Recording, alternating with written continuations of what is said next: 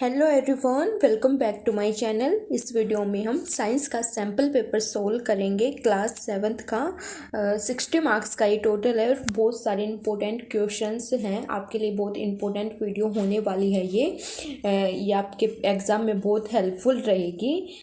General instruction आप read कर लेना। सेक्शन ए से स्टार्ट करते हैं हम।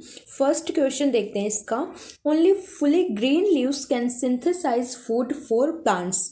तो क्या बोला इसने, ट्रू फॉल्स बताना है। क्या जो फुली ग्रीन लीव्स होते हैं वही सिंथेसाइज कर सकते हैं फूड को प्लांट्स के लिए?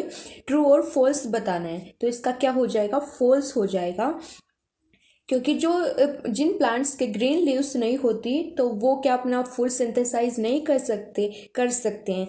तो इसका फॉल्स हो जाएगा कि यही नहीं बना सकते, बाकी कलर्स के लीव्स भी कर सकते हैं। सेकेंड है cellulose can not be digested by cow.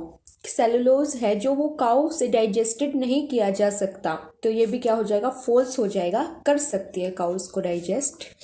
Question number third है एमोइबा है सेप्रोट्रोफिक मोड ऑफ न्यूट्रिशन। क्या बोला इसने, एमोइबा क्या है, एक सेप्रोट्रोफिक मोड ऑफ न्यूट्रिशन है। तो ये भी क्या हो जाएगा, फॉल्स हो जाएगा, बिकॉज एमोइबा क्या है, होलोजोइक मोड ऑफ न्यूट्रिशन है, ना कि सेप्रोट्रोफिक। सेप्रोट्रोफिक क्या होते हैं, जो डेड ऑर्गेनिक मैटर्स को खाते हैं। तो एमोइबा क्या है, होलोजोइक मोड ऑफ न्यूट्रिशन है। तो ये भी क्या हो जाएगा, फॉल्स हो जाएगा। क्वेश्चन नंबर फोर्थ देखते हैं। The bile is stored in stomach. तो इसका भी ट्रू फॉल्स बताना है कि जो बाइल होता है वो स्टमक में स्टोर होता है। तो इसका आंसर भी क्या हो जाएगा, फॉल्स हो जाएगा। बाइल स्टमक में स्टोर नहीं होता, ये गोल ब्लैडर में स्टोर होता है और रिलीज करता है लीवर इसको। ये इसमें डाइजेशन में भी हेल्प करता है। तो इसका आंसर भी क्या हो जाएगा, फॉल्स हो जाएगा। फिफ्थ है merry go round swing is an example of periodic motion. Merry go round swing है वो एग्जाम्पल है पीरियडिक मोशन का। तो ये आपका ट्रू हो जाएगा, ये बिल्कुल राइट आंसर है। सिक्स्थ है amino acids are formed after the digestion of dash component of food. Amino acids कब फॉर्म्ड होता है, किसके डाइजेशन के बाद, protein. Amino acids are formed after the digestion of protein component of food. किसके digestion के बाद, प्रोटीन। सेवंथ है इसका, digestion is the break down of dash components of food into dash substance. Digestion is the break down of कौन से components, complex components of food into simple substance. Eighth देखते हैं। The distance covered by an object in a unit time is called. किसी object के द्वारा जो distance cover होता है उस यूनिट को क्या बोलते हैं, speed. The distance covered by an object in a unit time is called speed. ऐसा यूनिट बतानी है मेजरिंग डिस्टेंस। डिस्टेंस के ऐसा यूनिट क्या होगी, मीटर। ये ध्यान रखना, कहीं आप किलोमीटर मत लगाना, क्योंकि ऐसा यूनिट डिस्टेंस की हमेशा मीटर होती है। आप ऐसे लगा सकते हो उसको metre kilometre, but only kilometre आप नहीं लगा सकते, क्योंकि इसकी ऐसा यूनिट मीटर होती है।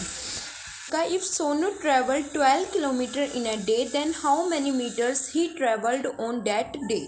यानी एक दिन में वो 12 किलोमीटर्स ट्रैवल करता है, तो हाउ मैनी मीटर बताना है, वो उस दिन कितने मीटर ट्रैवल करेगा। तो सिंपल सी बात है, 12 किलोमीटर को किस में कन्वर्ट करना है, मीटर में कन्वर्ट करना है। तो ही ट्रैवल्ड ऑन दैट डे कितना, 12 इंटू 1000 मीटर्स।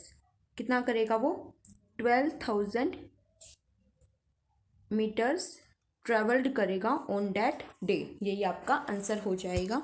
10th क्वेश्चन देखते हैं। इसमें क्या है, 60 किलोमीटर आवर को मीटर सेकंड में कन्वर्ट करना है। तो सबसे पहले किलोमीटर को मीटर में और आवर को सेकंड में कन्वर्ट करेंगे। तो 1 किलोमीटर में कितने मीटर होते हैं, 1000 मीटर होते हैं। तो 60 किलोमीटर में कितने मीटर हो जाएंगे, 60 किलोमीटर में कितने हो जाएंगे, 60,000 मीटर हो जाएगा।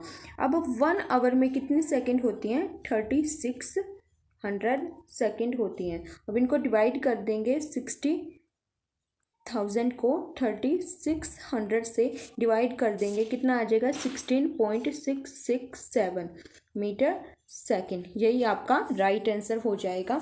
क्या किया हमने, पहले किलोमीटर को मीटर में कन्वर्ट कर दिया, कितना आ गया 60,000 आ गया। फिर 1 आवर में 3600 सेकेंड्स होते हैं। अब 60,000 को 3600 से डिवाइड करेंगे तो आपका आंसर आ जाएगा 16.667 मीटर सेकेंड। तो इसने कन्वर्ट करने को ही बोला था, यही आपका आंसर हो जाएगा। 11th क्वेश्चन है, name the part of plant that takes part in the synthesise of their food. Plant का पार्ट बताना है जो फूड को सिंथेसाइज करता है, तो इसका आंसर क्या हो जाएगा, लीफ। और में दे रखा है, इस कसकटा प्लांट एंड ऑटोट्रोफ है कसकटा प्लांट, तो ये क्या आ जाएगा, no, cuscuta is not an autotroph. अब गिव रीजन देना, गिव रीजन आप क्या दोगे कि due to the absence of chlorophyll it can not synthesise its own food, इसलिए ये ऑटोट्रोफ नहीं है। ऑटोट्रोफ कौन होते हैं, जो प्लांट्स अपना फूड खुद बनाते हैं, वो किसी पर डिपेंड नहीं होते। लेकिन कसकटा के पास क्या क्लोरोफिल नहीं होता, उसके एब्सेंस में ये अपना फूड खुद नहीं बना सकता, इसलिए ये क्या है, ऑटोट्रोफ नहीं है। ओके। 12th क्वेश्चन है, which gas is taken by the plant from the atmospheric during day time. Day time में कौन से गैस लेता है प्लांट्स, कौन से गैस लेते हैं, तो क्या हो जाएगा इसका answer, oxygen. Oxygen day time में ले जाती हैं। Do all plants are autotrophic in nature, give reason. इसने बोला कि सारे प्लांट्स ऑटोट्रोफ होते हैं, रीजन देना है। तो आपको पता होगा सारे ऑटोट्रोफ नहीं होते, हमने ऊपर ही देखा है। क्या कसकट्टा एक प्लांट है लेकिन ये ऑटोट्रोफ नहीं है, बिकॉज इसके पास क्लोरोफिल नहीं है। तो इसका आंसर देख लेते हैं, क्या हो जाएगा, no, all plants are not autotrophic. Some of the non green plants such as dodder plants obtain their food from other plants and these plants are heterotrophic plants. Heterotrophic plants generally do not possess chlorophyll which inhibits their ability to prepare their own food. तो सारे plants autotrophic नहीं होते, यही आपका answer हो जाएगा। Okay, section A हमने complete कर लिया। अब आते हैं सेक्शन बी पर। फर्स्ट क्वेश्चन है इसका, do plants also need food, how do they get it. क्या प्लांट्स को फूड की नीड होती है और कैसे मिलता है उनको। Plants are called producers because they make और produce their own food. Plants क्या होते हैं, प्रोड्यूसर होते हैं, बिकॉज वे अपना खाना खुद बनाते हैं और खुद प्रोड्यूस करते हैं, वो डिपेंड नहीं होते किसी पर। Their roots take up water and minerals from the ground and their leaves absorb a gas called carbon dioxide from the air. उसके रूट क्या करती हैं, वाटर और मिनरल्स को ले लेती हैं ग्राउंड से और उसके लीव्स एब्जॉर्ब कर लेते हैं कौन सी गैस को, कार्बन डाइऑक्साइड गैस को। They convert these ingredients into food by using energy from sunlight. और इस प्रोसेस को क्या बोलते हैं, फोटोसिंथेसिस, जिससे वे फूड को सिंथेसाइज करते हैं, अपना खाना खुद बनाते हैं with the help of sunlight. Okay, concentration of carbon dioxide is just 0.04%. What happened to plant and animals if carbon dioxide is completely removed from the atmosphere? यानी कंसनट्रेशन कितने हैं कार्बन डाइऑक्साइड के, ओनली 0.04 है। तो plant और animal का क्या होगा अगर ये बिल्कुल ही रिमूव हो जाएगी। आंसर क्या हो जाएगा इसका, because of these gases the earth temperature remains higher. तो क्या होगा, जो अर्थ का टेम्परेचर वो हाई हो जाएगा। A continuous rise in CO2 emissions leads to climate change due to global warming. Hence if carbon dioxide is removed from the atmosphere the temperature will fall drastically. क्या है, टेम्परेचर बहुत ज़्यादा हो जाएगा और क्या होगा, क्लाइमेट चेंज होगा। यानी अगर वो रिमूव हो जाएगी CO2 एटमॉस्फेयर से तो बहुत ज़्यादा असर किस पर पड़ेगा, क्लाइमेट पर पड़ेगा और जो टेम्परेचर है वो बहुत ज़्यादा काफ़ी गिर जाएगा। क्वेश्चन नंबर 3 देखते हैं, क्या इसमें identify the type of plant shown in the given figure. ये आपको फिगर दे रखी है, इसमें प्लांट का नेम बताना है। और इसी का सेकंड क्वेश्चन है, how do they gate their nutrition, उसको अपना न्यूट्रिशन कैसे मिलता है। तो ये कौन सा प्लांट है, इंसेक्टिवोरस प्लांट है इसका। कैसे लिखेंगे, INSECTI, INSECTIVOROUS, insectivorous plant, insectivorous plant. और कैसे न्यूट्रिशन मिलता है इसको, क्या लिखेंगे इसका answer, they get their nutrition from the insects. कहाँ से, इंसेक्ट से इसको अपना न्यूट्रिशन मिलता है, यही आपका आंसर हो जाएगा। क्वेश्चन नंबर 4 देखते हैं। Different taste regions of our tongue are represented by L, M, N and O in the given diagram. Name these taste regions. देखते हैं फिर इनको। सबसे पहले एक बार मैं इसको जूम कर लेती हूँ, इसको लोकेट कर देंगे हम यहीं पर। ओ, सबसे पहले ये पॉइंट देखेंगे तो यहाँ पर कौन सा टेस्ट मिलता है इसको? स्वीट। यहाँ पर आ जाएगा आपका स्वीट। और एन, एन में कौन सा मिलता है हमें? सोल्टी, नमकीन टेस्ट मिलता है। एम, इस पॉइंट पर कौन सा मिलता है? सोर, सोर यानी खट्टा। और एल, इस पॉइंट पर कौन सा मिलता है? बिटर, बिटर कड़वा। क्वेश्चन नंबर 5 है। Why boiled chewed rice do not give blue colour to iodine test. Answer देखते हैं इसका। This salivary amylase present in the saliva breaks down the starch into sugars. Since there is no starch present in the test tube after the treatment of boiled rice with saliva, there is no color change to blue black. तो क्या बोला इसने? हमारे rice में क्या present होता है? Starch present होता है, लेकिन जब उसको बॉयल कर देते हैं फिर हम उसको चबाते हैं तो ये सलेवरी एमाइलेज होता है, हमारी सलीवा में प्रेजेंट होता है ये। तो ये क्या कर देता है? स्टार्च को किस में ब्रेक डाउन कर देता है? शुगर में ब्रेक डाउन कर देता है ये, जिससे जो राइस में जो स्टार्च प्रेजेंट होता है वो ख़त्म हो जाता है, जिससे जो आयोडीन के साथ उसका टेस्ट करते हैं तो कोई कलर चेंज नहीं होता। यही आपका आंसर हो जाएगा। और मैं इसका क्वेश्चन दे रखा है। Name any 2 types teeth and their function in human. तो कितने टाइप्स के टीथ होते हैं? 4 टाइप्स के टीथ होते हैं और उनका फंक्शन बताना है। There are 4 main types of teeth. 4 types के teeth होते हैं। Each one has a different shape and function. First type देख लेते हैं इसका, incisor. Your incisors are 8 teeth in the front centre of your mouth. ये बिल्कुल आगे होते हैं, 4 ऊपर होते हैं और 4 नीचे होते हैं। This are typically the first adult teeth that a child will get coming in when the child is between 6 and 8 years old। Incisors are the teeth that you use to bite into your food. तो ये कब निकलते हैं? 6 से 8 as के बीच में, age group के बीच में बच्चों को निकलते हैं ये दांत, और इनका यूज होता है बाइट करने के लिए फूड को। तो सेकंड टाइप है इसका canines. Your canines are the next teeth that develop in your mouth. You have 4 of them and they are your sharpest teeth। इनको बहुत शार्प बोला जाता है इन टीथ को। Used for tearing apart food, तोड़ने के लिए फूड को, ये बहुत पैने होते हैं, शार्प होते हैं। थर्ड टाइप देख लेते हैं इसका। थर्ड टाइप है premolars. Premolars are use for tearing and crushing food. Food को क्रश करने में और टेयर करने में इनका यूज होता है। Unlike your incisors and canines, premolars have a flat biting surface. You have 8 premolars in total, यानी इनके दे रखे कितने पाई जाती हैं हमारे माउथ में। मोलर्स है फोर्थ इसका। Your molars are your largest teeth. Their function is similar to that to the premolars. Grain, tear, crush food, इनमें इनका यूज होता है। तो ये 4 टाइप्स करा दिए मैंने। आप कोई भी 2 टाइप्स लिखने हैं आपको इस आंसर में। ओके, क्वेश्चन नंबर 6 देखते हैं। Draw a diagram of simple pendulum. Which kind of motion is shown by a moving pendulum? What is the basic unit of time? तो डायग्राम बनाना पेंडुलम का। तो पेंडुलम कैसा होता है?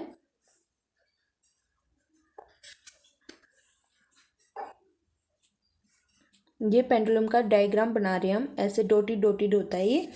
इसको ओल मान लेते हैं, इसको ए, इसको बी और सी, ऐसा कुछ पेंडुलम होता है। अच्छी तरह नहीं बना, लेकिन फिर भी आप बनाने का ट्राई कर लेना। Okay, which kind of motion is shown by a moving pendulum? तो ये पेंडुलम मूव करता है तो किस टाइप का मोशन शो करता है? कौन सा मोशन शो करता है? ये पीरियोडिक मोशन शो करता है पेंडुलम।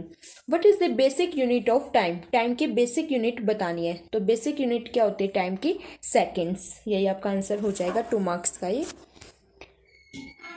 क्वेश्चन नंबर 7 है। Name 2 time measuring device used in ancient time. Ancient time में जो टाइम को मेजर करने की डिवाइस कौन सी यूज की जाती थी? आपको 2 लिखनी है वो। Okay, in ancient time following devices have been used to keep track of time. ये डिवाइसेस यूज की जाती हैं। Water clock, sundial, hourglass, candle clock. आपको कोई 2 लिखनी है, आप इसको लिख लेना।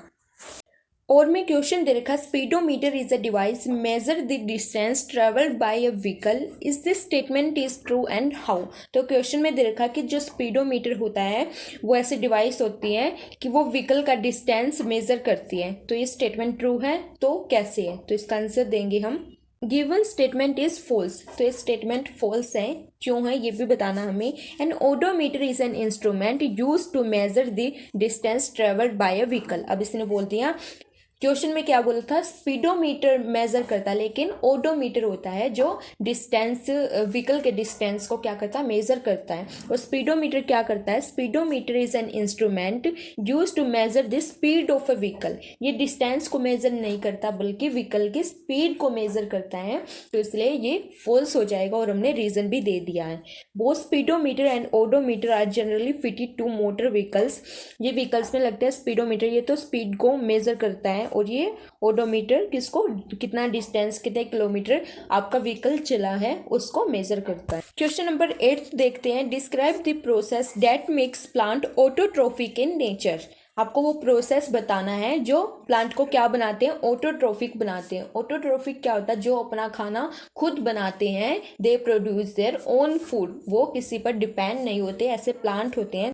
आंसर क्या हो जाएगा इसका, an autotroph is an organism that can produce its own food using light, water, carbon dioxide और other chemicals. Because autotrophs produce their own food, they are sometimes called producers. तो ये तो क्या होगी, ऑटोट्रोफ की डेफिनेशन होगी कि वो, उनको क्या बोला जाता है, प्रोड्यूसर भी बोला जाता है, वे अपना खुद खाना प्रोड्यूस करते हैं।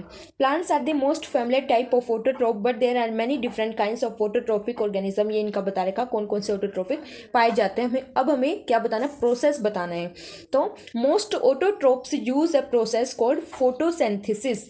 यही प्रोसेस है जो ऑटोट्रोफ यूज करते हैं, जिस कारण वे अपना खाना खुद प्रोड्यूस कर पाते हैं, जिस कारण से उनको प्रोड्यूसर बोला जाता है। तो यही वो प्रोसेस है।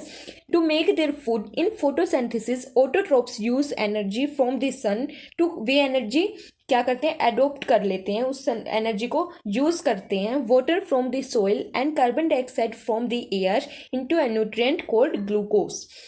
ग्लूकोज क्या है, एक टाइप की शुगर है। The glucose give plant energy. Plants also use glucose to make cellulose as substance they use to grow and build cell walls. तो ये इंपॉर्टेंट हो जाएगा कि प्लांट्स ग्लूकोज का यूज किस लिए करते हैं, टू मेक सेलुलोज, सेलुलोज को बनाने के लिए। ये आपका वन वर्ड में भी आ सकता है, तो काफी इंपॉर्टेंट है ये, यही आपका आंसर हो जाएगा। 9th देख लेते हैं, what happen to the food in the stomach. अब खाना खाते हैं तो हमारे पेट में जाकर खाने का क्या बन जाता है, क्या होता है उसका। Gastric juice present in the stomach helps in digestion of food. The hydrochloric acid present in the stomach protect us from bacteria. The walls of the stomach helps in mixing the food. तो ये 3 बातें बता रहा है कि जो gastric juice हमारे stomach में प्रेजेंट होता है वो फूड को डाइजेस्ट करने में हेल्प करता है। हाइड्रोक्लोरिक एसिड होता है वो हमारे स्टमक में प्रेजेंट रहता है, किस लिए, हमें बैक्टीरिया से प्रोटेक्ट करने के लिए। और जो स्टमक की वॉल्स होती हैं वो क्या करते हैं, फूड को मिक्स करते हैं। ये 3 वर्क हो गए, 3 पॉइंट्स लिखने थे, आप इसको पॉइंट में लिख लेना। Where is villi like structure are present in human digestive system and what is their function. उसके फंक्शन क्या होते हैं, और जो विली लाइक स्ट्रक्चर है वो कहाँ पर प्रेजेंट रहता है, तो ये बताना। They are small finger like foldings in the small intestine, small finger की तरफ फोल्ड हुई रहती है ये। And network of capillaries and a big lymph vessel called the lacteal supply the villi. इसको कैपिलरीज का नेटवर्क भी बोलते हैं, नेटवर्क बनाती है। लोकेशन ये स्मॉल इंटेस्टाइन में प्रेजेंट होती है। इसके फंक्शन देख लेते हैं। Villi enhance the absorption of surface area, absorption surface area को इन्हेंस करती है। The blood vessels of the villi transport ingested food to every cell in the body. Blood vessel होते हैं विली के, वो ट्रांसपोर्ट करते हैं फूड को हर एक सेल में, आपकी बॉडी में जो सेल प्रेजेंट होते हैं हर एक सेल में ये ट्रांसपोर्ट करते हैं। Where it is use to obtain energy, develop new tissues and repair damaged ones. तो इससे हमें क्या मिलती है, एनर्जी मिलती है और न्यू टिश्यूज को डेवलप करती है और डैमेज वन को रिपेयर भी कर देते हैं। ये विली के फंक्शन हो गए। ओके। क्वेश्चन नंबर 10 सोल्व करते हैं। क्या दे रखा है इसमें, कार ए और बी मूव कर रही हैं एक 45 किलोमीटर आवर की स्पीड में और सेकंड 15 मीटर सेकंड वाली स्पीड में। तो ये बताना कौन सी कार ज़्यादा तेज चल रही है और कितना। तो सबसे पहले आप देख पा रहे हैं इन दोनों की क्या यूनिट सेम नहीं है, तो पहले वो करेंगे। मीटर सेकंड को किस में चेंज करेंगे, किलोमीटर आवर में। तो आपको पता होगा 1 किलोमीटर में कितने मीटर होते हैं, 1000 मीटर। और 1 मीटर में कितने किलोमीटर हो जाएंगे, 1/1000 मीटर। ऐसे ही यहाँ पर देखिए 1 आवर में कितनी सेकंड्स होती हैं, 3600 सेकंड्स होती हैं। और 1 सेकंड्स में ऐसे ही 1/3600 आवर्स हो जाएंगे। अब क्या करेंगे, 1/1000 को किससे डिवाइड कर देंगे, 1/3600। तो आपको डिवाइड करने पर क्या आ जाएगा, 18/5 यह आ जाएगा। अब 18/5 को 15 से मल्टीप्लाई कर देंगे तो क्या बन जाएगा, ये किलोमीटर आवर आ जाएगा। ओके, फिर हम पता लगा सकते हैं यूनिट सेम होने के बाद। तो कर देते हैं, चलो क्या करते हैं, 15 को मल्टीप्लाई कर देते हैं 18/5 से। तो इसको 5 3 जा 15, 3 को 18 से मल्टीप्लाई करेंगे तो कितना आ जाएगा, 54 किलोमीटर आवर। अब इसकी स्पीड आ गई 54 किलोमीटर आवर। इसकी दे रखी है 45 किलोमीटर आवर। तो कौन सी कार की स्पीड ज़्यादा है, तो आप देख पा रहे हैं ये कौन सी कार है, car B is moving faster and by how much. तो 54 को क्या करोगे, 45 से मल्टीप्लाई कर दोगे तो कितना आ जाएगा, 9 आपका आंसर आ जाएगा। इतनी ज़्यादा वो तेज चल रही है। ओके, यही आपका आंसर हो जाएगा। क्वेश्चन नंबर 11 देखते हैं। Simple pendulum completes 20 oscillations in 42 seconds. First है इसका, what is time period, calculate the time period of the pendulum. है the time taken for 1 complete oscillation to occur is called the time period. ये किससे denoted होता है, T से। Its unit is seconds. T से denote होता है, unit इसकी सेकेंड होती है। ये इसकी डेफिनेशन हो गई। अब आगे सोल्व करते हैं। टाइम पीरियड कैलकुलेट करते हैं। तो टाइम पीरियड का फॉर्मूला क्या है, टाइम बाय में नंबर ऑफ ऑसिलेशंस। टाइम कितना दे रखा है, 42 सेकेंड्स और नंबर ऑफ ऑसिलेशन कितने दे रखे हैं, 20। अब इन दोनों को डिवाइड करेंगे तो आंसर कितना आ जाएगा, 2.1 सेकेंड। तो यही आपका टाइम पीरियड है पेंडुलम का, 2.1 सेकेंड। अब बी है इसका, what will be the effect on time period if the initial position of the Bob is slightly changed. Initial position अगर चेंज हो जाती है तो टाइम पीरियड पर क्या इफेक्ट पड़ेगा, क्या हो जाएगा इसका आंसर, द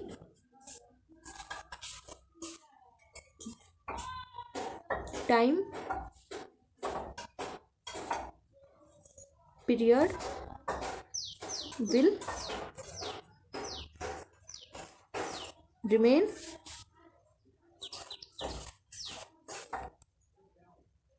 अनचेंज्ड। कुछ चेंज नहीं पड़ेगा, वो वैसा का वैसा रहेगा। The time period will remain unchanged. Question C देखते हैं। इसमें क्या है, 3 क्वेश्चन है, 2 मार्क्स के हैं, ये 6 मार्क्स का टोटल। रीड करते हैं पैराग्राफ को। Plants with green and tender stems are commonly seen in the grass field.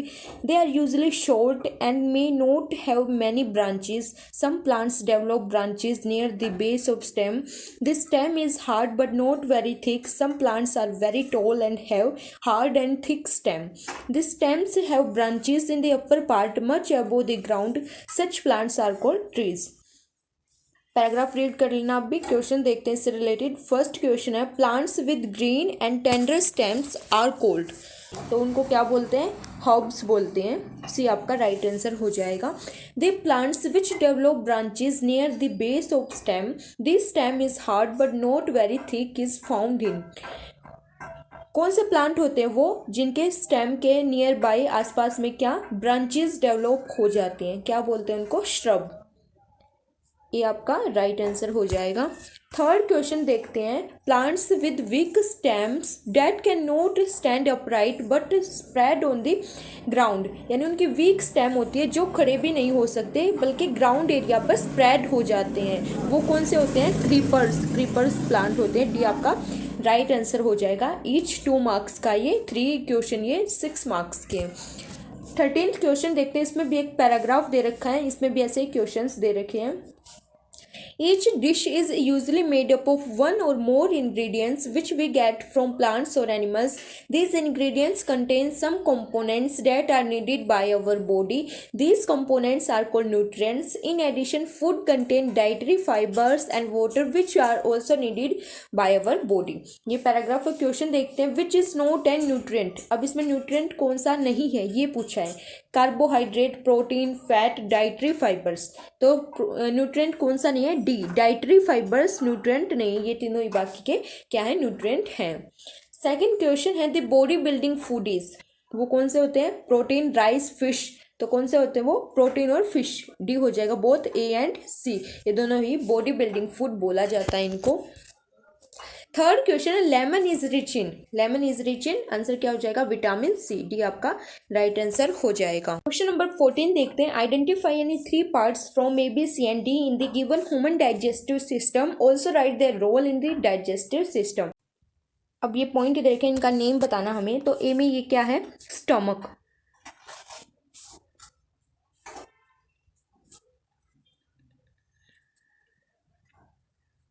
ए का क्या हो जाएगा? स्टमक हो जाएगा. बी का क्या हो जाएगा? Gall bladder.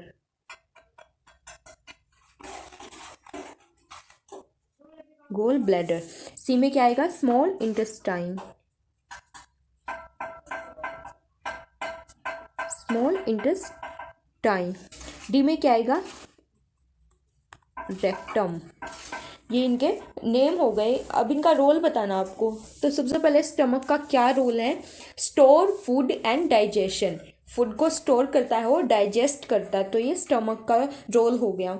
अब सेकंड है गोल ब्लैडर. गोल ब्लैडर क्या करता है? बाइल को स्टोर करता है. BILE बाइल होता है जो, उसको गोल ब्लैडर स्टोर करता है. बाइल क्या होता है? ये डाइजेशन में हेल्प करता है और इसको लीवर द्वारा रिलीज होता है ये.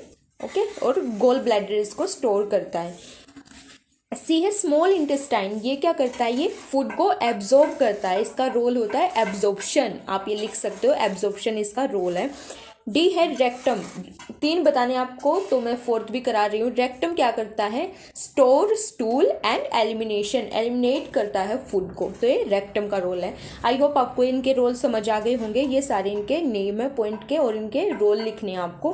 ओके क्वेश्चन है observe the distance time graph of 3 car A B and C. A B और सी 3 कार है. इनका एक ग्राफ दे रखा है और आंसर देना इन क्वेश्चंस का. Which car is moving faster and which is slower. अब इस ग्राफ को देख के बताना कौन से कार तेज चल रही है और कौन से धीरे. जो कार कम टाइम लेती है. अब कौन से कम टाइम ले रही है? ये टाइम दे रखा है तो सबसे कम टाइम बी कार ले रही है. तो बी कार आपकी क्या हो जाएगी? फास्ट हो जाएगी. बी कार फास्ट यानी फर्स्ट बी हो जाएगा. और सेकंड में क्या पूछा? जो स्लोली चलती है जो कार. अब स्लोली कौन सी चलेगी? जो सबसे ज़्यादा टाइम लेगी. अब देख रहे हो ये बी के बाद सी है, सी के बाद ए है. तो सबसे ज़्यादा टाइम कौन सी ले रही है? ए कार ले रही है. तो ए कार क्या हो जाएगी? स्लोली हो जाएगी. ये फर्स्ट का आंसर आ जाएगा. सेकंड है approx at what time car B crosses car A. अब कार बी किस टाइम पर कार ए को क्रॉस करती है? ये कार बी है और ये कार ए है. ये पॉइंट कौन से पॉइंट पर क्रॉस कर रहे हैं? पी पॉइंट पर. अब पी पॉइंट को हम नीचे लेके आएंगे तो अप्रोक्स ये इनके बीच में आएगा.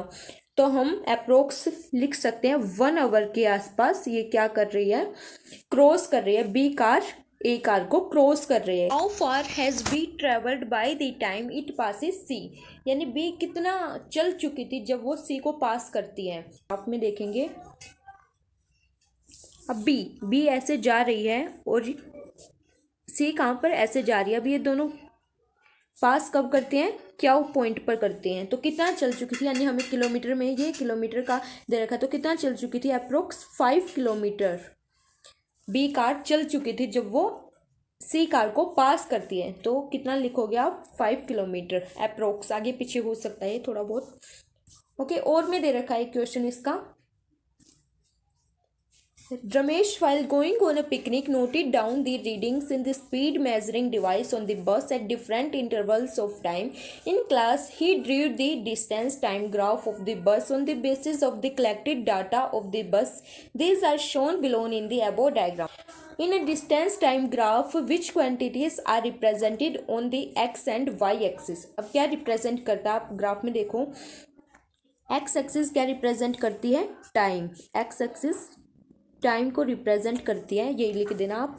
और वाई एक्सिस क्या रिप्रेजेंट करती है? वाई एक्सिस डिस्टेंस को रिप्रेजेंट करती है, तो लिख लेना है X axis represent time and Y axis represent distance. Second है इसका calculate the speed of the bus. दे रखा है ये टेबल, क्या इसमें वो 0 आवर में 0 डिस्टेंस कवर करते, तो 1 आवर में 1 किलोमीटर, तो स्पीड कितनी हुई? 1 किलोमीटर आवर। सेकेंड का आपका आंसर हो जाएगा 1 kilometre our. What is the utility of speedometer? अब हमने पहले भी देखा था, इसकी डेफिनेशन भी देखी थी। स्पीडोमीटर क्या करता है? Measuring the speed of the vehicle. Vehicle की स्पीड को मेजर करता है स्पीडोमीटर। बस आपको यही लिखना है इसमें। ओके, तो यहीं पर हमारा सैम्पल पेपर कंप्लीट हो जाता है। हमने तीनों सेक्शन कंप्लीट कर लिए हैं। आई होप आपको समझ आ गया होगा। बहुत इंपॉर्टेंट क्वेश्चंस हैं सारे, ध्यान से इनको समझोगे तो बिल्कुल इजी हैं, ज़्यादा टफ नहीं है। ओके, अपने फ्रेंड्स के साथ शेयर कर देना और चैनल को सब्सक्राइब कर देना। मिलते हैं आपसे न्यू वीडियो के साथ। Thank you.